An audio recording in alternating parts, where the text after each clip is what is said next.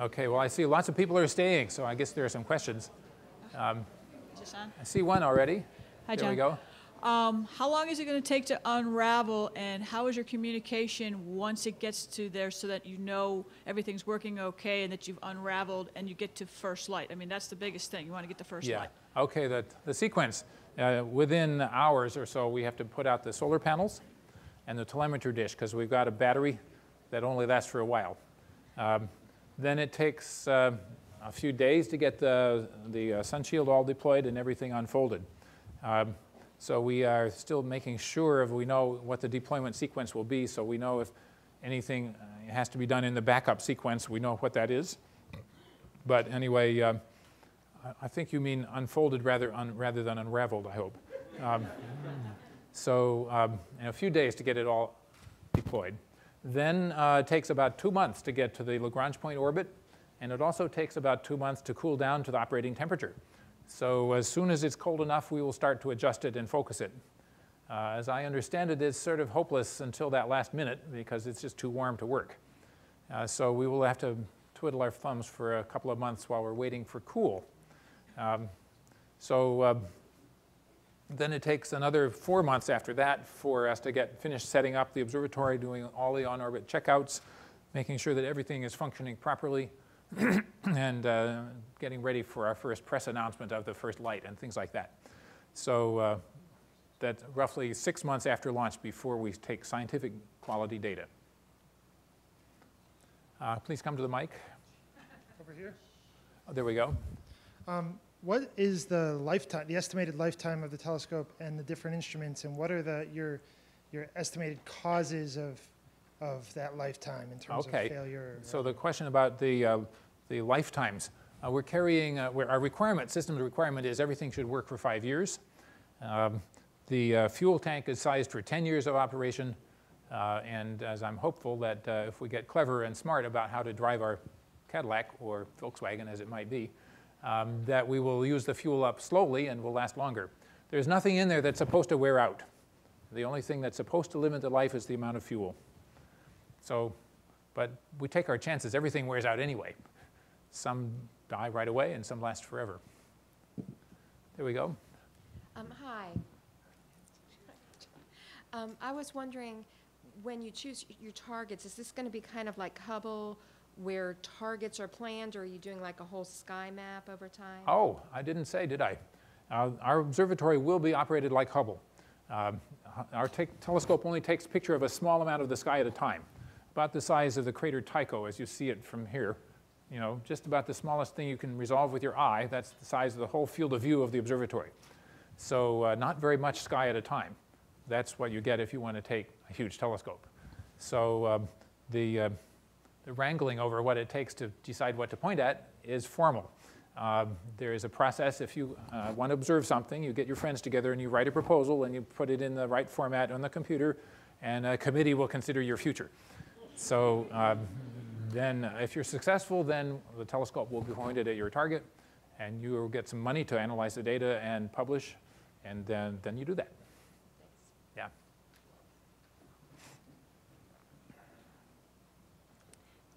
Hey, Dr. Mather. Yeah. Question about, well, actually 2 questions, if I may. One, I was curious why we deploy at L2 instead of deploying here and checking it out and making sure it works. Is that to protect it during transit?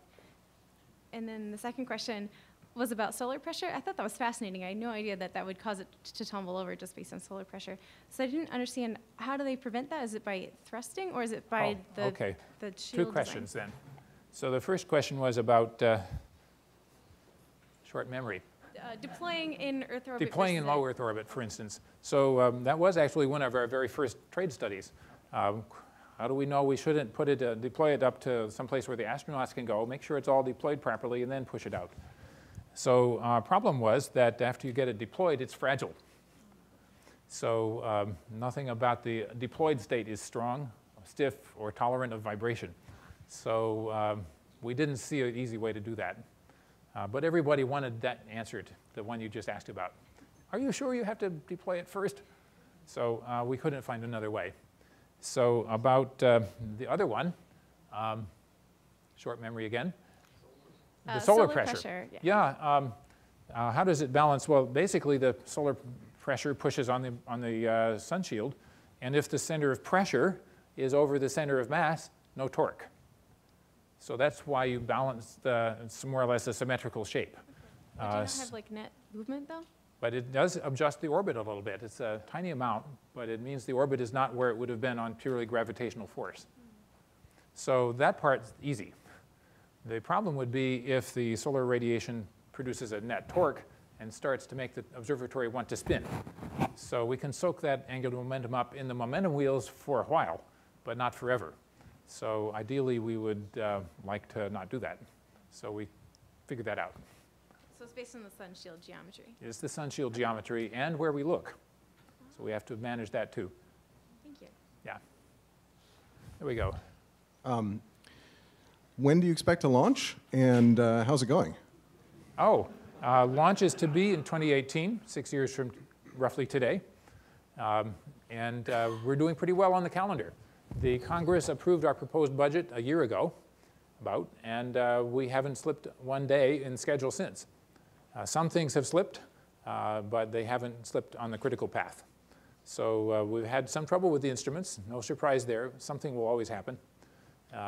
But as far as I know, we're going to be able to do them on time as a group.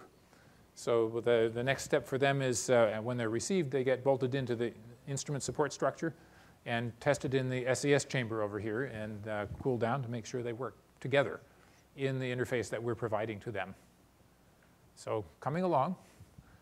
2 of the primary mirror segments have actually arrived. The others are finished and they're awaiting shipment. So that was the hardest part for most of the people in the world to believe. You can't get those mirror segments, but we got them. And they're adjusting properly, and you're happy with them? Yeah, they've all been tested properly, and we're happy with all of them. Mm-hmm. Great, thank you. Yeah. If you went back 10 or 15 years and magically put more money into systems engineering and the whole life cycle analysis, all those aspects, do you think the project would have been done earlier or on budget, or did you sort of max out systems engineering from that angle? Okay, well, that's an I wish chart that I didn't write. I wish if we'd had more money when we needed it. In the early times, up until now practically, the budget was not what the project actually required. The budget was what people could get for us. And so it didn't change until Senator Mikulski wrote a letter and said, "We're tired of hearing from you guys. When are you going to tell us the real number?" She didn't say it in those words exactly, but please stop embarrassing us. So what's the real number? So at that point, we went back to the beginning and we did what we called, this is a new software tool we didn't even have years ago called the Joint Confidence Level. So there's a statistical analysis that says, well, what if these people take longer for their piece of the project? And what if they take longer for their part? What is the implication of all that? The computer spits out a number which enables you to justify the need for what we call contingency funding. Some people in the rest of the planet don't understand that you have to set aside money for things you don't know about yet. But we know. But if the rest of the world won't give it to you, then you can't go forward at full speed. So I think that's the biggest change. If we had been able to ask for enough money. We had review committee after Senator Mikulski asked for this information, and the community review committee said you did good to excellent to brilliant engineering. Your main sin was you didn't ask for enough money. Well, that's important. And I like to tell about James Webb, the man, because he asked for enough money. You know how he did it? This is a pretty well-known story. He was in the taxi cab going from NASA to the White House to ask for money. He said, "I don't think I believe those guys. I'm going to double the budget." Then it was enough. We're congenital optimists. He had his body on the line. The entire nation was betting its future security on the success of that program. So he got it right. A lot of us don't. Question on that side. Yeah, I was just wondering, since the JWST mirror is going to be like all naked in space and not protected by a tube or anything, does that mean that the mirror will over time become littered with small micro craters from dust and cosmic rays, and how will that affect the performance? Okay, so the question is about micrometeorites in space, and will they, grind up the mirrors a little bit? And the answer is yes, they will. After about 10 years, we're expecting 0.1% of the mirror to be covered with little pits. Well, it's not so small, but on the other hand, it's still small compared to the amount of dust we expect to take with us when we go up. So it's important, but it doesn't change the design. And besides which, there's actually nothing we could have done about it. They're just there. So we take those particular hits. It's perhaps more important than a few other things that matter because of the micrometeorites. Some of them hit the cables. It'd be really bad news if one of them were to penetrate a wire and cut the wire.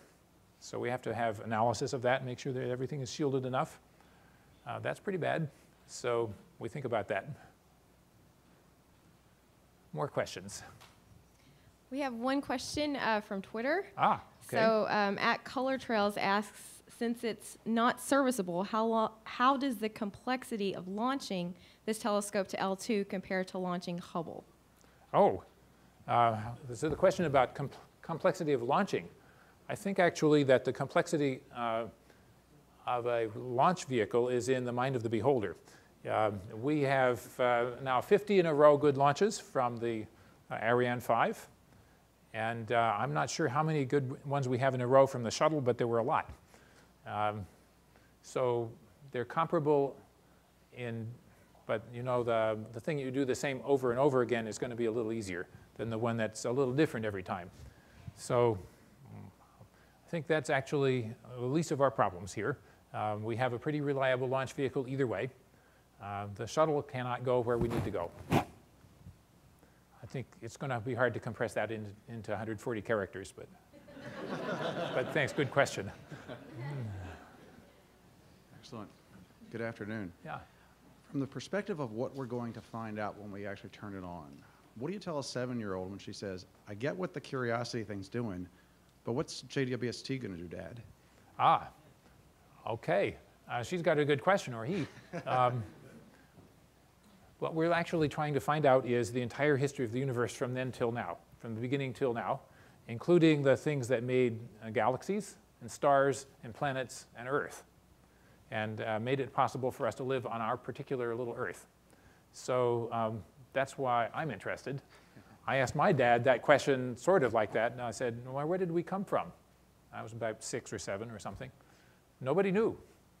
We knew a little bit, but we certainly couldn't tell you the whole story. We can at least tell you more of the story after we launch this observatory. Thank you.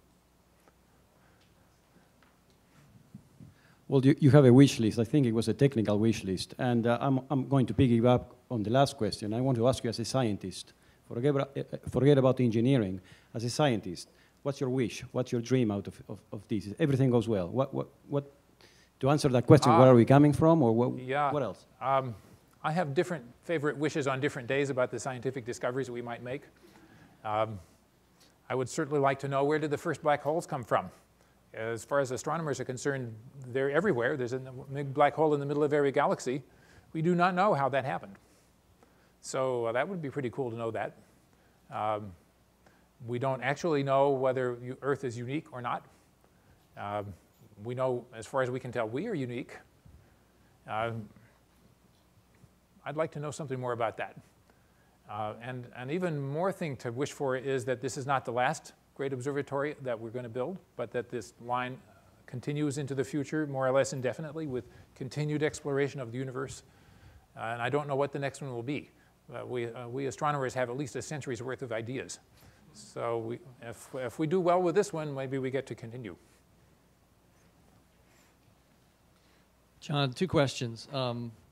One, do you see the agency learning from the programmatic lessons learned here? I mean, JWST was not the first project to not ask for enough money and not have reserves. And I'm wondering if, one, you see the agency learning from that and how it might be changing things. And 2, what do you think the long-term impact is to big science from this sort of thing?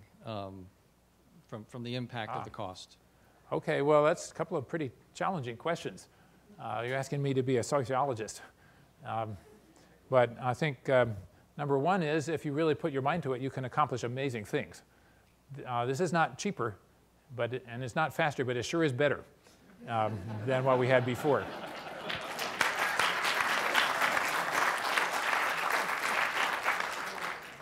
And in relative terms, actually, this is less expensive than the Hubble, including all of the servicing and maintenance that we've had to do. So, you know, this is in the category of Hubble, and Hubble was a magnificent success. I think we just have to make it a success, and people will continue to like it. So the public likes it when we succeed. They don't like it when we fail, no matter what the price. So I think there are a few things we could imagine doing differently where the price would have been less.